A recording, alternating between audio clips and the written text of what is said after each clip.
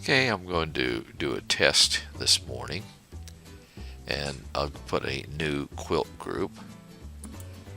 Just call it quilt group 2, that's okay. And I have one pattern here that is a pattern I use quite often. I'm going to place one repeat on the screen. Then I'll move that out of the way. I just want to show you a few things. Now notice how the start and end of this pattern is about halfway between the top and the bottom. And there's no problem with this. Now in the edge-to-edge mode, you need to be careful of how you set up your reference.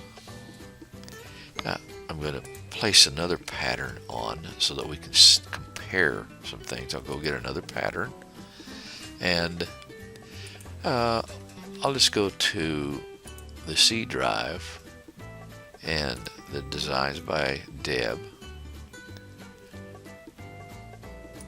Open that. Now in this there are several patterns that I'd like to show you. Here's one, and I'm going to get this one. Then I have one that is a flipped version of this, if I can find it.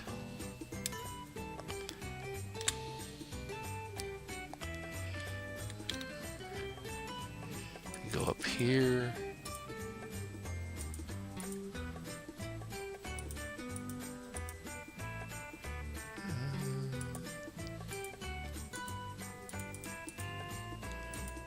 Okay, what did I do with it?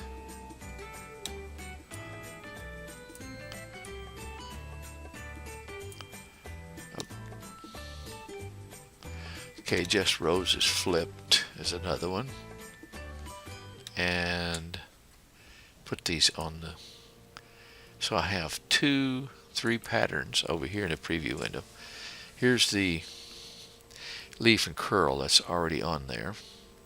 Here's the Just Roses Flipped, and I will put that on the screen.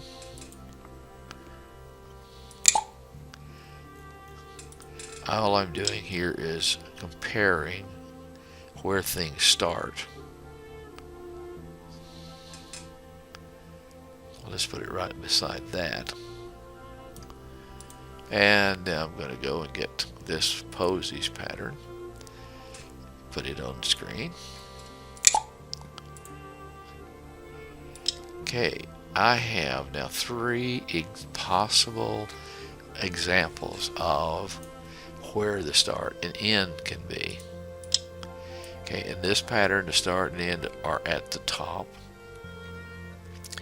This one, the start and end are in the center from top to bottom, this way. And this pattern, the start and end are at the bottom. And the reason they're at the bottom is because originally this pattern had the start and end at the top.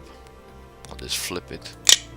It was like that, and what I did was I flipped it vertically, and then I exported it to CSQ. Okay, so there's 3 examples. The reason I'm showing you this is for this reason. And I want to do some setups. I'm going to do a setup with this pattern and this pattern and this pattern. Okay, so I'll select this pattern here, the Posies, with the start and end at the top, and I'm going to do this in the edge-to-edge mode. So I'll click on the edge-to-edge mode, and it tells me to click the upper left. So I will do that, and I'll follow right along, follow the instructions on the screen. So I'll click the upper left, and it tells me to do the upper right.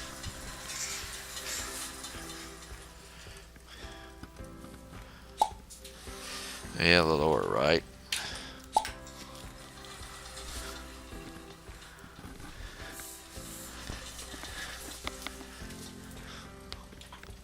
Okay, then lower left. I'm all set. Okay. I have my pattern. I have everything set, and I'm going to now just put in the length of this quilt of, say, 72 inches. Click. Okay, now here's a warning it gives me. Selected pattern start and end are on the corner near the top.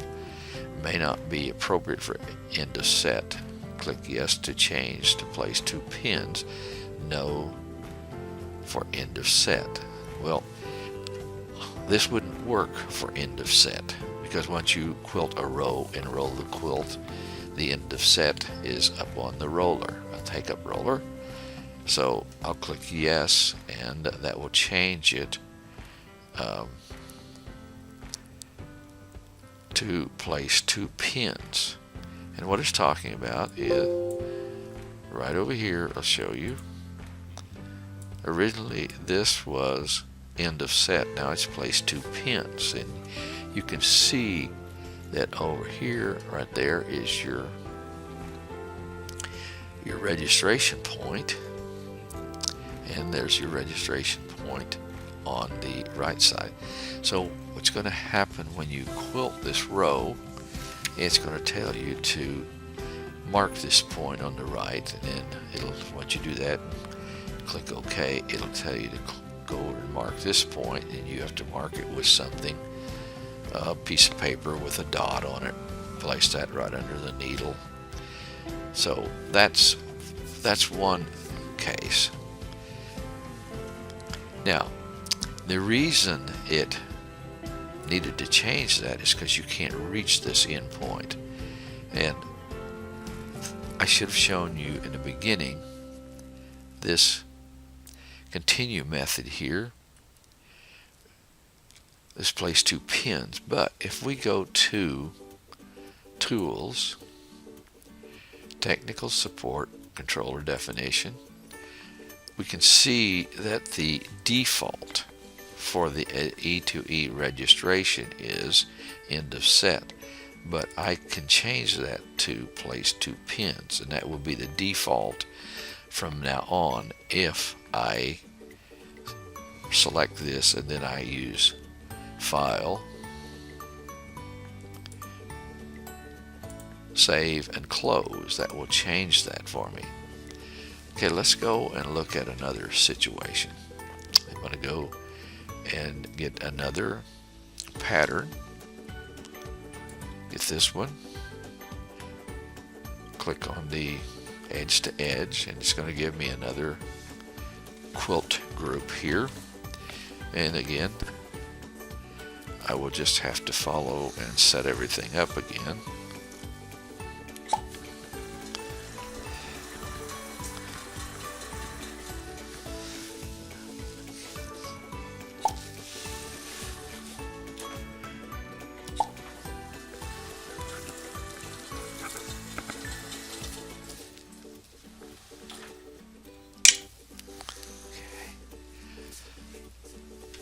Okay, again, I'm just going to say the same setup, 72 inches for the length of the quilt. Place that on the screen. Now, I want to scroll down here in the end of set. End of set is fine for this because when I roll it, I can still reach this end of the last repeat in the row that has been quilted. So end of set is okay for this particular pattern. Now that wouldn't get you in any trouble. You could just quilt, roll, and use continue, and then it would tell you to use end of set. Let's toggle this as sewn, and I'll show you what I mean. Okay, now if I do a continue, it's going to ask me if I roll the quilt and all this kind of stuff. Position your needle at the last sewn pattern end point. And if I would do that, I would place the quilt's been rolled, so this is up fairly near the take-up roller, but I can still reach it. I would place the needle right there, and then I would click yes. So that's how you would do that. Let's look at this last situation. And this happens many, many times. There's two cases where you get in trouble. You either have a pattern that the start and end is at the top, and you haven't changed your reference point, or it's somewhere in between, and after you roll it, you don't have enough space to reach the end of the pattern on the right side to set your reference point for end of set. Okay, but you could have changed that if you had thought of it before you started quilting. So now I'm going to use this last pattern. I'm going to go and do another one of these. It just keeps putting quilt groups on there, and that's fine. So what I'll do here is just do a setup. It's kind of a repetition.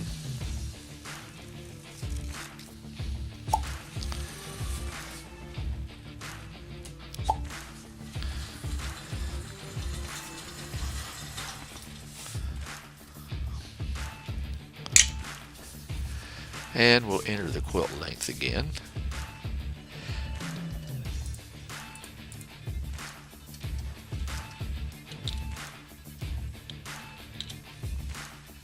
Okay, put this on the screen. Now, here's what you need to think about. Here is the start point. And I'm going to scroll down so we can see.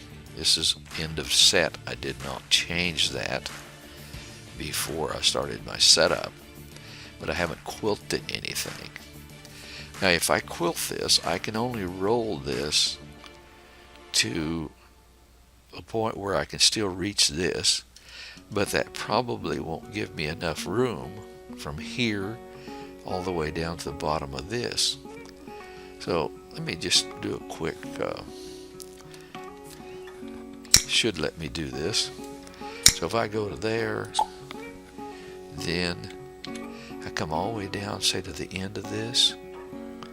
See, that's 21 inches. With my machine, I would never be able to do that. Never be able to do it. So I would need to be careful. So what could I do? If I think of it before I started quilting, I could go right here, and I can change this to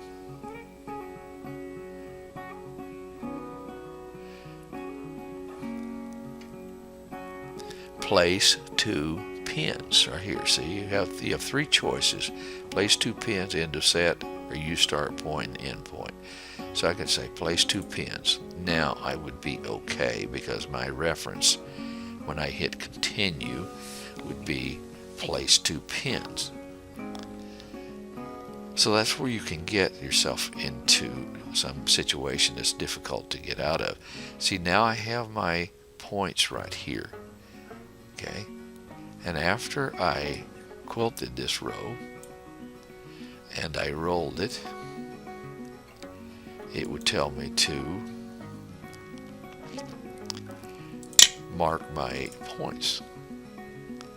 See, and if I hit continue, have you finished quilting your previous band? Are you sure you want to continue? And you tell yes, then it would tell you to click the left registration point, which you have marked, because at the end of this, when you cut the threads and said OK, clicked OK, it would have had you mark this point and then mark this point, and it's going to guide you through, then telling you to click the left point, and when you clicked it and you told it OK, it would tell you to click the right point. Okay, so you would just go ahead and go right through the whole procedure. So that's where you can get yourself into trouble. Here's what I suggest. For those of you that use the edge-to-edge mode for your edge-to-edge quilting, and you're not proficient at this time, go to Tools, Technical Support, Controller Definition, and right here where it says E to E registration, I would change this to place 2 pins. Okay, now after I select this, I'm going to go to File, I'm going to go Save and Close. Now I have done that, so I'll just simply do another. I'll just do this one since the start and end are at the top. I'm going to go do another quilt group here, edge to edge mode, and see if that. There are times when you make a change, you have to restart Creative Studio. So we'll see what happens here.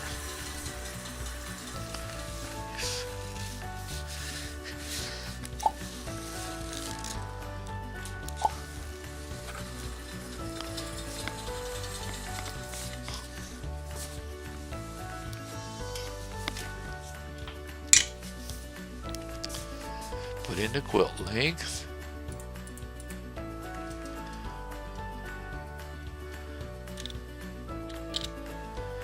And here it is.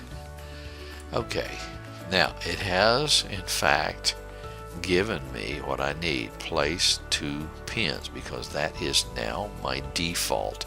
And here's the right registration point right there, and here is the left registration point right there. So when you get to the end of this first row, you stitch it, you cut the bobbin thread, you click OK.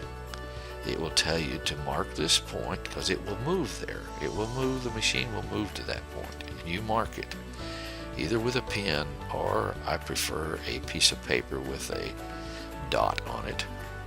And then once you mark it and you click OK again, it's going to tell you to go and mark the left one. Then when you roll and you hit continue, it's going to tell you to mark, to click on this point and then click on this point, and you're good to go. So it would be, I think, beneficial if you change your default to place 2 pins. Now if I wanted to, if this start and end was at the bottom, I could go ahead and change this to end of set, and we'll do that. Let's get this pattern that is start and end is at the bottom. I'll click edge to edge.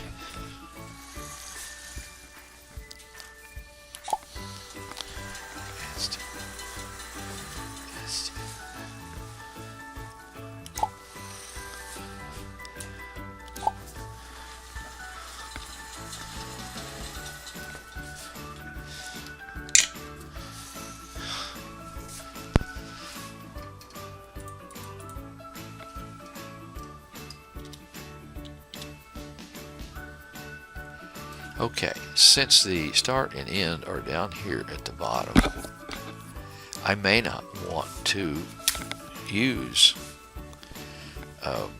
place 2 pins. So I may not want to use that. I may want to use end of set. And that would be a little quicker because you'd have to mark this point, roll it, click continue, then click this point and click this point. So in this case, I would change this to end of set. Now I'm good to go. So that you can, just because you have changed your default to place 2 pins, you do not have to use place 2 pins all the time. So that's one thing that you can think about doing. Maybe this information will help some of you that have in the past kind of got stuck because you had a pattern that did not have the start and end at the bottom, and once you rolled the quilt you could not get to the end of the last repeat that was stitched